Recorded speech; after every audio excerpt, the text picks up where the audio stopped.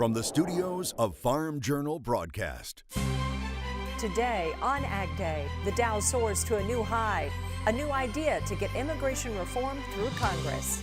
They're not going to come in and just immediately go and collect welfare. That doesn't happen under the RAISE Act. Hay relief in the northern plains. In analysis, soybean speculation. The specs have really not made that big move to the higher side that would drive a producer's confidence in knowing that they're selling a really strong price. Filling a void for doctors in underserved areas of farm country.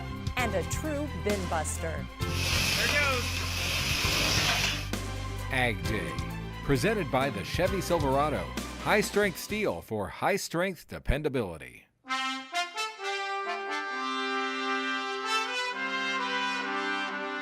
Good morning, I'm Tricia Sloma, in for Clinton Griffiths. Eyes will be on Wall Street today to see if the Dow continues its push into new territory. The Dow Jones Industrial Average broke the 22,000-point level for the first time. Traders on Wall Street have been expecting the index to hit this benchmark sometime this week. Analysts say once Apple came out with its positive earnings report, the 22K mark was inevitable.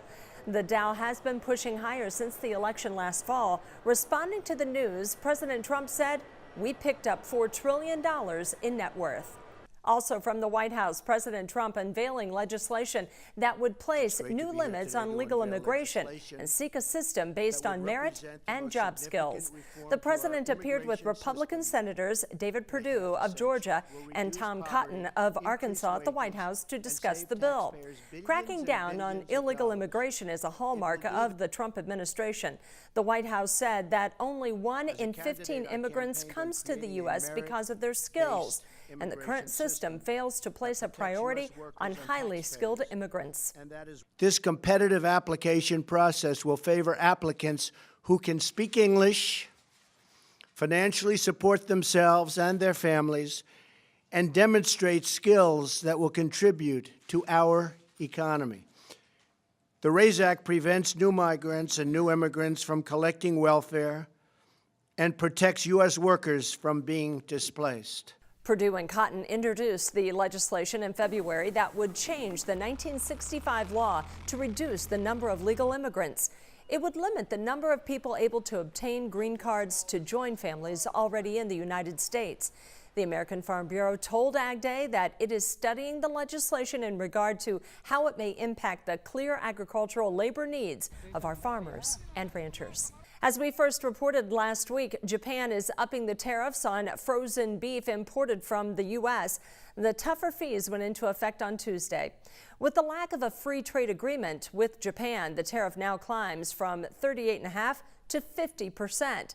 Competitors like Australia, which has a trade deal with Japan, only pays 9%. Can other Asian nations make up for potential beef losses from Japan's move? Betsy Gibbon takes a look at the demand picture. Japan, the top buyer of U.S. beef, is hiking tariffs on U.S. frozen beef products from 38.5% to 50% through the country's fiscal year at the end of March. Under World Trade Organization rules, Japan can introduce safeguard tariffs when the country's imports rise more than 17% year on year during any given quarter. They can implement the safeguard tariffs to countries that don't have a free trade agreement with them. Now the question is whether U.S. product can find another home.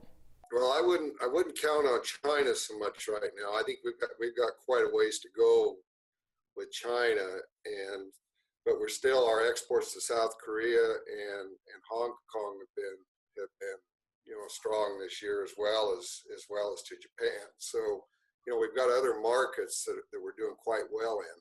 As of right now, China has stipulations of U.S. beef shipped into the country, including non-hormone. Nalifka says China's impact probably won't make a big difference short term. Reporting for AgDay, I'm Betsy Gibbon.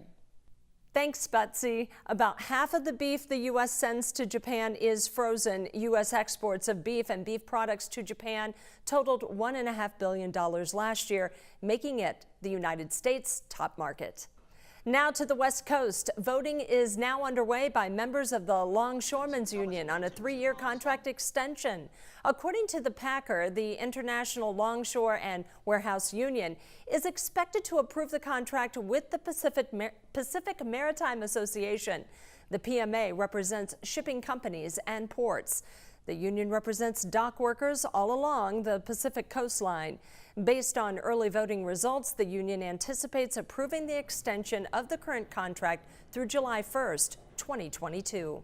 With harvest several weeks away, an Indiana farm family needs to find a backup plan for its grain storage following a spectacular incident on their farm. At the same time, they're thankful nobody was hurt. Jordan White posted this video from his family farm in Switz City, Indiana. He was recording as an overhead tank full of corn began to tip over. In the background noise, you can hear the metal creaking and crunching as grain starts to pour out from the torn seam. In just moments, the large structure topples. There it goes.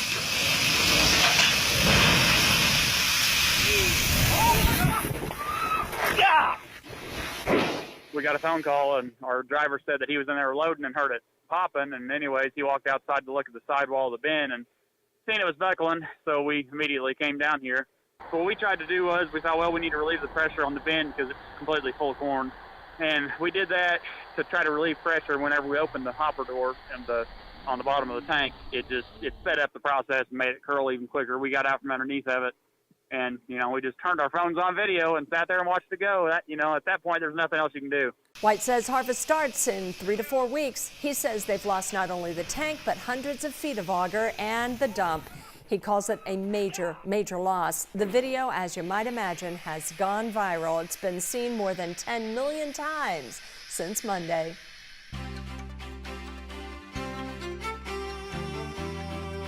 Let's get your first look at farm country weather. Mike Hoffman has the details in Crop Comments. Mike. Good morning, Tricia. We start in Jackson County, Alabama. One crop reporter for NASS says this year is the latest some of their producers have ever planted soybeans because of the rain. They had some growers planting soybeans last week. We assume that's a double crop after wheat, though. As far as early planted beans, about half are setting pods.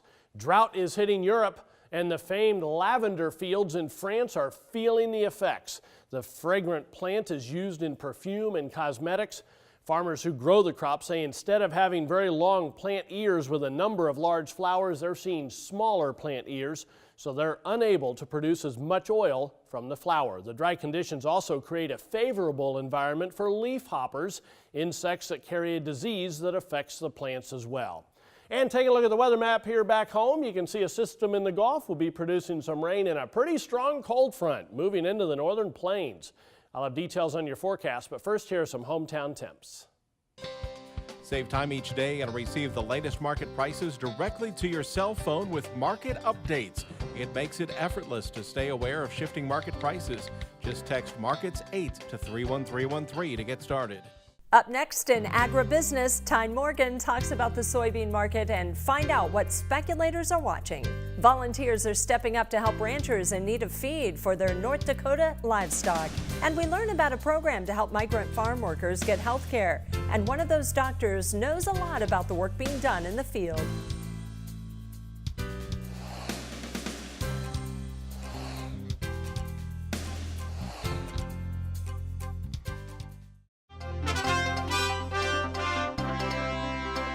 Soybeans pushed back higher Wednesday following a big drop on Tuesday. Tyne Morgan talks about the bean markets and speculator positions with Brian Roach. Here now with Brian Roach of Roach Ag. Brian, let's get into speculators. I mean, how big of a role are they playing right now in both the corn and the bean markets? Well, right now it's been relatively quiet. The specs in the corn market are maybe just above neutral. Beans maybe a little more above neutral. Chicago wheat very much higher than normal historically, and so what we look for is we tie our rallies and the sell signals that we initiate for growers to take action on. We look over at the specs and at the levels that they are holding, and what we're finding and what growers don't necessarily like about today's price is that the specs aren't in it at a long enough position to drive the higher prices, which drives confidence that those prices will be some of the better ones of the crop year. So the growers that are getting decent rains and they have decent yields, it's easy for them to sell on these rallies that we've had. But what we have to recognize is that the specs have really not made that big move to the higher side that would drive a producer's confidence in knowing that they're selling a really strong price. What is it going to take then to move that spec position? What do you think has to happen? What signals do they need to kind of come in these markets strong? You're going to have to see the demand numbers, I think, are strong enough. So I think if you assume demand's going to be strong, world demand and U.S. demand, economies are marching along at good paces, livestock numbers are marching along, ethanol is positive. I think you have to look at the crop sizes, and this year we're talking about something that's well off of last year's record, both in the corn and soybeans. And I think, though, the way we measure those crops and the way the data comes in, it's just going to be a little longer before, we'll see, in August we'll see something from the USDA, but not really till September do I think the sparks really start to fly. So, but what we really want to see is we'll want to see the specs take that big 100,000 contract jump in corn, or 150. We'll see a 50 or 75, 100,000 contract jump in beans, and I think that will set us up for growers to be more confident they're selling high prices. All right, thanks, Brian. We appreciate it. Stay with us. We have more Ag Day when we come back. To talk to an expert one-on-one, call Roach Ag Marketing toll free at 800-622-7628.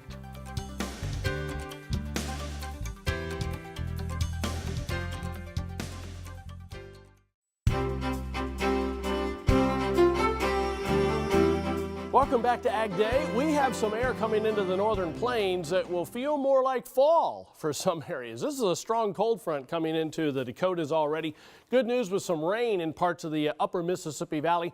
Also along the Gulf Coast, this area of low pressure moving along a stationary front will be producing some showers and thunderstorms there, and some decent amounts once again, even as it moves into northern Florida tonight. But you can see showers and thunderstorms by later this afternoon into the western Great Lakes, central Mississippi Valley.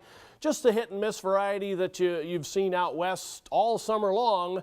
This is a very hot pattern for you folks out west, as you'll see on temperatures coming up. Heading through the nighttime hours tonight, this area of low pressure moves into northern Florida, southern portions of Georgia with some showers and thunderstorms still scattered about it at night. Same idea with the system coming through Michigan, and the cold front just blasting toward the southeast. This is kind of unusual for August to see this chilly of an air mass coming in. Now, for a lot of folks, it's going to feel pretty nice because it takes a lot of that humidity out of the air. But by tomorrow afternoon, you can see showers and thunderstorms from the eastern Great Lakes all the way down into eastern Texas along that cold front. And this could be some good news for the Carolinas that have been starting to dry out recently. Hopefully this system brings some widespread areas of rain. We'll have to wait and see a little bit on that. Checking out precipitation estimates over the past 24 hours, you can see Florida continues to get some decent rains in places. Same thing, lower Mississippi Valley, adding in the next 36 hours. You'll see that system kind of moving through the southeast with some areas of rain there, and the system across the northern plains, the area of low pressure associated with that cold front, that will be producing some decent rains across the Great Lakes. As far as temperatures this afternoon, these are correct numbers. Low 60s in Minneapolis during the afternoon hours in August. Pretty unusual. Lots of 80s across areas south of the front. The triple digits continue in many places out west, at least 90s, and then you can see lows tonight down into the lower to middle 50s for the northern half of the plains. High temperatures tomorrow afternoon. Chicago, 62. Of course, they're going to have a northeast wind off Lake Michigan, which tends to cool things down, but that'll be the chilliest area during the day tomorrow. The rest of the highs aren't bad for this time of the year either. From the east all the way to the southeastern and southern plains, looks like highs in the 80s. Now parts of Texas still in the 90s. And we'll see things not quite as hot out west, but it's still pretty steamy for this time of the year. There's the jet stream. You can see why we're going to turn really chilly. That's a strong dip in the jet stream there that comes through the Great Lakes this weekend. Then it moves off to the east. You can see there's more energy, though, feeding into that trough. It's a cooler than normal pattern right now for the northern plains into the northeast as we head through next week. That's a look across the country. Now let's take a look at some local forecasts. We'll head to Tacoma, Washington, first of all. Bright sunshine, very hot, high of 95 degrees. St. Joseph, Missouri, a mix of sun and clouds, rather warm, high of 79. And Tavares, Florida, humid with a thunderstorm likely, high of 89. Still to come in our Drovers Report, see how Michigan farmers are stepping up to help drought-stricken ranchers in North Dakota, and find out how you can help as well. Plus, we look at a program to get more doctors in underserved parts of the country, and you might be surprised who's filling some of those jobs. In news from our partners at Drovers, a Michigan-based relief organization that shipped hay to Texas and Kansas after the wildfires in March, is now stepping up to help drought-stricken North Dakota. The group is called Ag Community Relief. The hay will be shipped later this month, but distribution in North Dakota won't happen until September. Producers must enter a lottery to receive hay.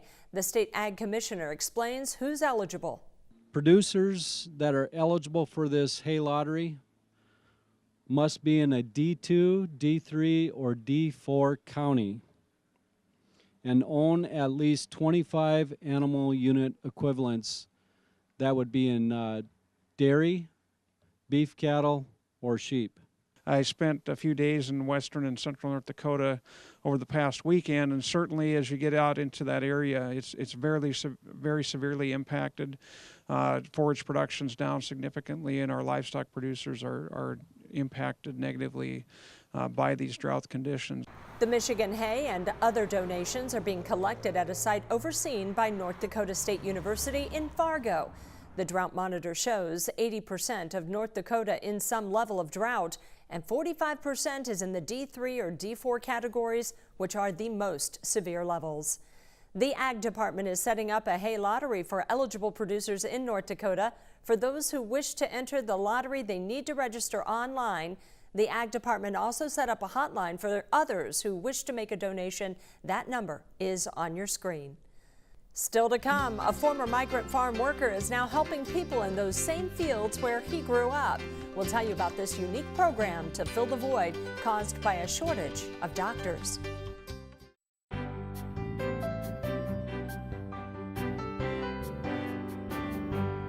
In the Country, brought to you by Kubota's M5 series, bringing new levels of comfort to hard work. Learn more at Kubota.com or visit your local Kubota dealer today. We're in the midst of a doctor shortage crisis in this country. Within the next decade, experts predict a shortfall of up to 95,000 doctors, and a third of those vacancies could be family doctors.